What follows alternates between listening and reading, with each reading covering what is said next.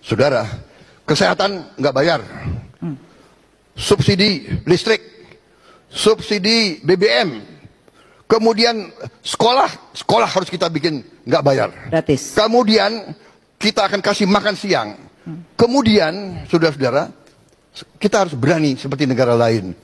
Angkutan di kota-kota besar, kalau perlu subsidi 100%. Wah, udah banyak. Jadi, saya setuju, kita bisa tambah. We have to be more generous beasiswa. Ya, baik. Dan sekolah universitas negeri, benar-benar harus kita bikin, kalau bisa, semuanya nggak bayar. Wah, luar biasa. Terima kasih Pak Prabowo. Uangnya dari mana gitu loh. Kalau untuk jadi gubernur minimal 300 miliar tuh paket hemat. Kalau ada yang mau jadi gubernur datang ke saya, apa pertanyaan pertama yang saya tanya kepada dia? Ente punya uang nggak? Saya tidak tanya Anda lulusan mana. Tidak tanya Anda prestasinya apa. Saya tidak tanya Anda pernah nulis buku apa. Tidak tanya Anda mau jadi gubernur, pernah jadi bupati nggak? Saya tidak tanya. Pernah jadi camat nggak? Saya tidak tanya. Dan saya tanya, ente punya uang berapa? Men, lo masih inget gak? Dulu pas kampanye pilpres men, gue dipanggil sama teman-teman gue yang ngojol men. Dia ngomong begini, wah Tom, sorry Tom, akhirnya kita bebas dari buaya Tom. Maksud lo kita sekarang dukung 02 lah Tom. Kompas 08 Koalisi Ojol mendukung Prabowo Subianto. Janji Prabowo ketika hadiri deklarasi Ojol. Saudara-saudara sekalian, untuk itu saya berjanji akan berbuat yang terbaik untuk kesejahteraan saudara sekalian. Tuh kan, denger kan lo. Oke. Wih, gue berpikiran lagi tuh, ya alhamdulillah deh. Beban hidup gue berkurang men. Takut gue dicuman bontusin doang men. Bener kagak? Iya kan? Lo tahu kan gue beban hidup gue selama gue jadi pendukung garis kerasnya Jokowi kan. Wah berat men. Bener men. Wah gue dibully men sama masyarakat Indonesia men. Gara-gara idola lo Tom. Jadi bengak hidup kita orang. Kalau itu maksud lo, tujuan lo gitu, ya gue bisa ngomong apa ya kan? Tuh, tahu men, gue kemarin tahu pas Pak Prabowo janji kepada para pengemudi dan kurir online yang untuk pertama kalinya akan menerima bonus hari raya. Lo tahu men, habis dia matiin telepon gue, terus gue di DM men. Tong ting. Juga kita tanya aplikator yang mana yang ngasih 50.000, karena kalau itu benar terjadi memalukan. Mendingan kita bikin seruan pulanginnya duitnya 50.000. Negara ini mampu. Kita bro, uang dari mana? Kemarin seritek aja kagak mundur. Apaan nih Tom? Susah kita pilih 02. Tahu-tahu. Hidup Jokowi! Hidup Jokowi! Hidup Jokowi! Yap guys, kali ini giliran Pak Prabowo dirujak habis-habisan oleh netizen, diparodikan habis-habisan oleh netizen. Dan bukan hanya Pak Prabowo, para pembantu-pembantunya yang saya kira tidak jauh berbeda dengan junjungannya yaitu Pak Prabowo dalam menyikapi situasi yang terjadi di negeri ini. Seperti contohnya kasus teror kepala babi di Tempo disikapi dengan tanggapan yang saya kira tidak beretika dari seorang pejabat yaitu jubir istana. Dan saya kira wajar jika netizen atau rakyat Indonesia, sebagian rakyat Indonesia berkomentar dengan cara yang tidak beretika pula karena pemimpinnya sendiri terlihat tidak beretika. Nah sahabat-sahabat, untuk itu kita lanjut dulu bagaimana komentarnya. Silahkan sahabat-sahabat tanggapin. Cabai mahal jangan makan pedas, rumah mahal jangan beli rumah, sekolah mahal jangan sekolah, bodoh aja rakyat Indonesia.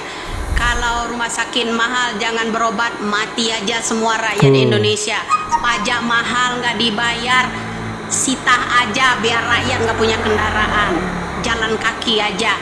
Pesawat mahal nggak usah naik pesawat, ngesot aja jalan. Betul nggak Om Bowo? Kalau yang namanya beras mahal, puasa aja semuanya, jangan makan nasi dulu, ya makan tiwul kayak mertuamu dulu, ya. Jadi begitu. Ya kalau ikan mahal makan cacing aja tuh Bani 58, oke? Salam waras Pak Prabowo. Pantas kalau pemerintahan sekarang dikatain goblok, komunikasi publiknya saja amburadul. Mana bicara kayak orang tidak sekolah. Bahkan orang tidak sekolah pun masih mengerti etika dan tata bahasa yang baik. Mulai dari hashtag Indonesia gelap, ditanggapi dengan gelap. Terus hashtag kabur aja dulu, ditanggapi dengan ya sudah, kalau mau pergi aja, kalau perlu nggak usah balik-balik lagi katanya. Nah, yang terakhir ada teror yang dialami oleh jurnalis Tempo yang dikirimin kepala babi. Terus kata juru bicara presiden, babinya dimasak aja dan tidak perlu terlalu dibesar-besarkan. Ini kan lebih dari orang tidak sekolah kalau tanggapan seperti ini. Aneh, kocak, dan goblok. Bukannya mengatasi masalah, memberi solusi sebagai pemerintah, malah tanggapannya aneh. Ini kalau di NTT orang bilang ngali, tapi ya sudahlah, namanya juga Indonesia. Kemarin waktu dapat kepala babi disuruh dimasak, sekarang dapat bangkai tikus disuruh diapain nih? Dioseng, apa dibikin saus tiram? Bapak mah bisa aja idenya, brilian, yang orang lain nggak kepikiran gitu. Program MBG lebih penting daripada memberikan lapangan pekerjaan, membuka lapangan pekerjaan lebih luas. Ini kata Kepala Bappenas. Kenapa pejabat kita sering blunder? Kenapa mereka sering melontarin statement yang sebetulnya nggak perlu dan malah kontraproduktif dan seringkali menimbulkan gejolak dan kontroversial lagi? Aku ini mengutip dari Pandemic Talks, teman-teman silahkan baca lengkapnya di sini. Tapi aku mau meringkaskan kenapa mereka tuh kalau ngomong asbun banget ya, gitu. Dan ini diringkaskan dari beberapa buku dan juga riset soal ya teknik-teknik komunikasi lah ya. Jadi ada namanya satu disonansi kognitif. Pejabat kita kan ada yang suka bilang tenang aja, ekonomi kita itu aman gitu. Padahal masyarakat itu banyak merasakan yang sebaliknya. Nah itu namanya disonansi kognitif. Orang tuh ngucapin perkataan sesuatu padahal berbeda, bertolak belakang dengan fakta realita di lapangan gitu. Jadi mereka tuh maksa, pokoknya harus percaya dengan apa yang mereka ucapkan. Itu nomor satu. Nomor dua, ini yang sering aku bilang, tone deaf, nggak peka sosial aja. Sering kan dengar orang bilang itu nyatanya masih banyak yang bukber di mall, nyatanya masih banyak yang ke iBox, beli iPhone, bisa nonton konser gitu. Padahal yang nonton konser, beli iPhone, itu populasinya nggak seberapa dibandingkan keseluruhan populasi di Indonesia. Mereka hanya sebagian kecil aja gitu. Hanya sebagian kecil gitu. Menengah ke atas itu pun, yang menengah ke bawah tuh banyak banget yang bahkan mikirin besok makan apa aja susah. Terus yang ketiga, ya minim EQ itu tadi sih, nyambung juga ya soal emotional quotient, kecerdasan emosionalnya itu kurang. Jadi nggak peka, kurang empati. Yang berikutnya, suka banget nge-gaslighting masyarakat gitu. Jadi kayak bilang polusi udara itu salahnya karena warga suka naik mobil dan motor gitu. Padahal kebijakan mereka yang ngawur, mereka yang nggak mentionin PLTU batubara, yang nggak segera transisi ke energi hijau, yang masih ada mainan kong kali kong dengan mafia batubaranya, dan kebijakan terkait transportasi umum yang amburadul, yang nggak integrated, akhirnya membuat masyarakat banyak pada naik kendaraan pribadi, bikin macet, bikin polusi.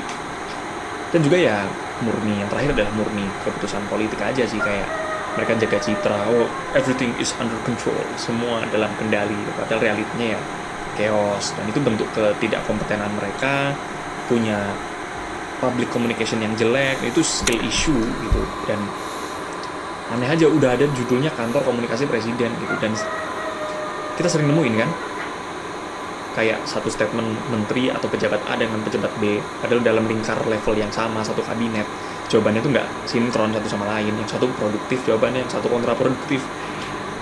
Ini menunjukkan bahwa ada kebobrokan dalam koordinasi komunikasi kayak gitu. Jadi blunder pejabat tuh kadang seringkali bukan salah ucap gitu, tapi emang kombinasi beberapa alasan. Dan yang paling mendasar ya memang karena nggak kompeten gitu. Nah,